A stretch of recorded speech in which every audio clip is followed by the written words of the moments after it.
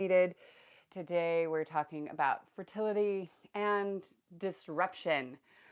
Wow, there has been a lot of disruption of late. And I have to say, not just here in this space around fertility, but just the world. And no matter what your politics are, there is going to be an effect.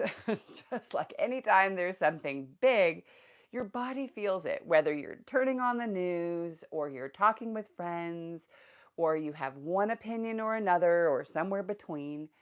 We're all feeling it. There's a vibration in the air, and your body, when it feels that, when there's an uncertainty in the air, your body goes into, you know, safety mode. And that safety mode, is protecting you, but it also keeps out some of that beautiful stuff that you do need, that I need, right? And so it's finding that way to make sure that your nervous system is, I'm just going to check something really here, it's unexpected. If you are here, definitely let me know that you can hear me. First of all, you can put a 1 out in the chat and let me know that you can hear me. And otherwise, I'm curious, how are you feeling right now? Whether you're here now on the live or on the replay, how does your body feel? Do you feel relaxed and things are rolling? And if so, fantastic. And if you're feeling a little bit of tension or a lot of bit of tension, that's what this space is for today. So let's start, since we kind of know what we're working with, let's start by doing what I do when we get in a more private space, which is to take a deep breath, or 3, as I like to do with you. I also need it. It's been quite a week. Like, whoa. So let's take a deep breath in. If it's safe to close your eyes, do so. Taking a deep breath in,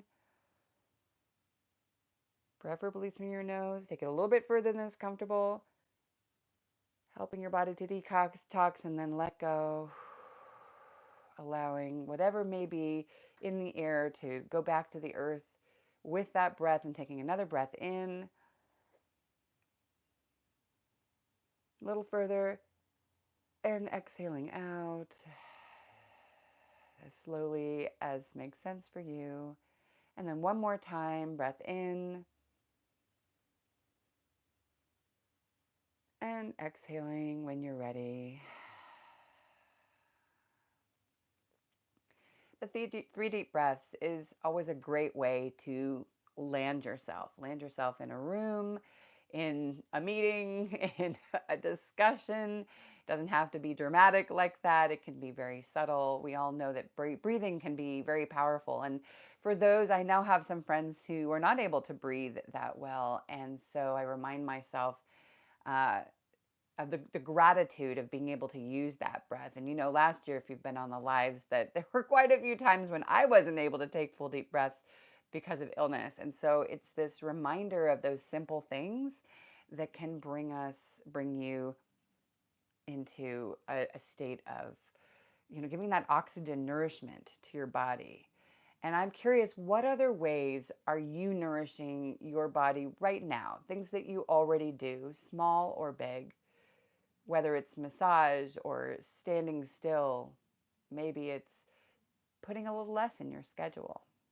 Maybe it's allowing yourself to sleep in when you can and not do. That's been a big discussion of late. It's that moving forward. And if you're not moving forward, if you're not in action, if you're not doing, then there can be that sense, and I get it too, of you're not accomplishing, or you're not in purpose, or you're not moving forward towards that which means the most to you. Now, the energy has been whirling, even in an organization that I'm connected to. There's been some strange things happening in that community, and I had to stand up. I had to stand up because no one else felt comfortable to. I wasn't comfortable, but suddenly I was feeling it in my whole body. Whole body was just vibrating differently, and I realized I have to speak up, not just for myself, but for the others in the room. And that often, when you're feeling something really strongly, it's sometimes not all you, it's others as well. Digger Nick, hello, can you fix my brain? If only. The brain, though, I have to say, I appreciate you bringing that up because the mind really messes with us. Sky is blue. Tomorrow it's going to be crazy storms.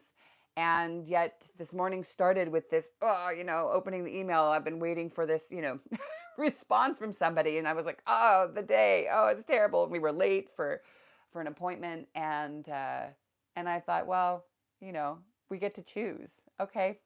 These things are happening. The brain kind of goes into this whirling bit, right? And, it's looking around and feeling with all your senses, all six of them, and really noticing what is feeding you and nourishing you. That's all we can do. Like on any given day, our brain is always going to take us into fight or flight. It's going to take you into all the things, all the shoulds and would, shoulda, woulda, couldas, right? So, we play with it as we can. That's all we can do. Uh, so today, I just wanted to hold space for what is right now. And I'm opening another space probably in the next days. I've been talking about it, but then I got sick for 4 months. I had grand jury duty for a criminal trial for several weeks. It was madness. And so now we're back in, and there was so much learning and so much powerful juice there in all those weeks and months. So I remind myself that even if I feel behind in some ways, in fact, there was a lot there. And I'm thankful for that. That was a random thing. I must have been crocheting. There's always blue. So anyway, so I wanted to just put this out here, just reminding you of how you can create your bubble. So we're talking about your ideas. We'll come into a couple of things that actually help. Breathing is one of them. We always come back to the breath.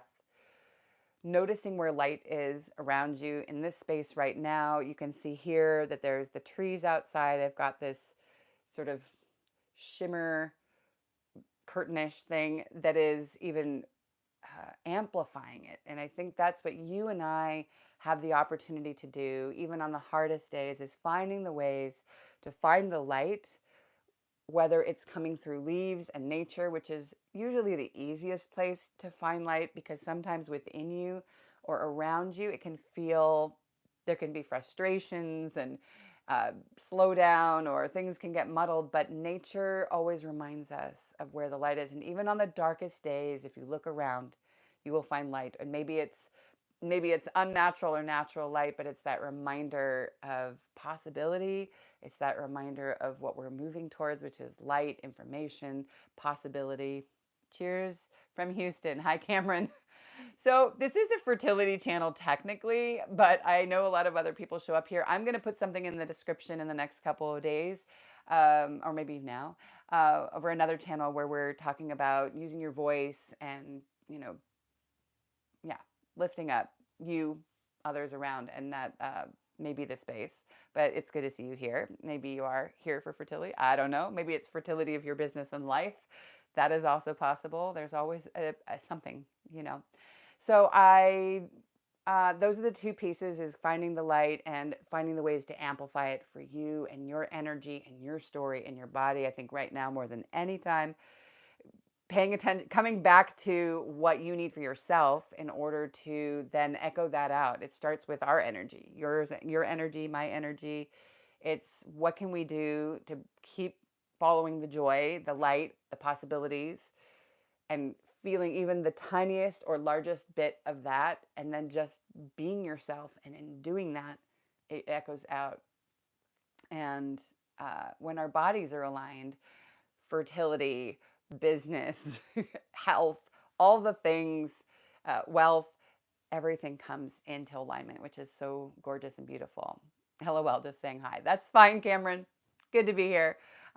Shedding a little light and passing on some good energy. It's been a really rough week, and definitely some disillusionment around how organizations work with different types of people, and standing up for what feels right. Anyway, and sometimes that's a big thing and sometimes it's small. I hope that today and moving forward, you are feeling just a little bit of that light that you can find ways to amplify through doing your art, your writing, your walks, you connecting with the people that make you laugh, help you to get there. Maybe it is designing something. Maybe it's, I don't know. There's so many things. I want to hear your things. Those are just some of the ideas, the things that I love to do. I love to get my hands. Today is a beautiful day. Tomorrow it will rain. So I'm already thinking of the garden. And I'm not an amazing gardener. I don't call myself a gardener, but getting my hands in the dirt is always very grounding. And, planting, replanting some things so that when that amazing rainwater comes, it just helps things explode. We were out there the other day and I realized, whoa, we we have rhubarb. Who knew? And it's just in a pot. And every year it never works, but somehow this year it's happy. So my daughter said, hey, let's use it before it shrivels up. Like we always forget to water things. Okay. So that's one thing. I love painting and collaging, creating. Now I'm actually creating something for St. Patrick's Day. Yes, I've got Irish in my blood. It's just 1111. Good number. Universal number. So I'm going to make something with wire, maybe a 4-leaf clover or something like that, and then put some lights around it and maybe put it in the yard for a few days. I think I might wait out the big thunderstorm tomorrow so I have time to work on that. And otherwise, there's lots of other fun and wonderful things to work with all around. And sometimes it's just as simple as having a sip of beautiful, wonderful tea or something else that smells good, tastes good, wakes up your taste buds, taste buds, taste buds. And I wish you all the best. If you're new here, definitely hit subscribe and follow. And I look forward to seeing you the next time. We'll see. For sure, once a month could be more. And like I said, I'm going to put down in the description in the next couple hours the other channel where we are looking at voiceover, and what you're meant to put out into the world as who you are. All right.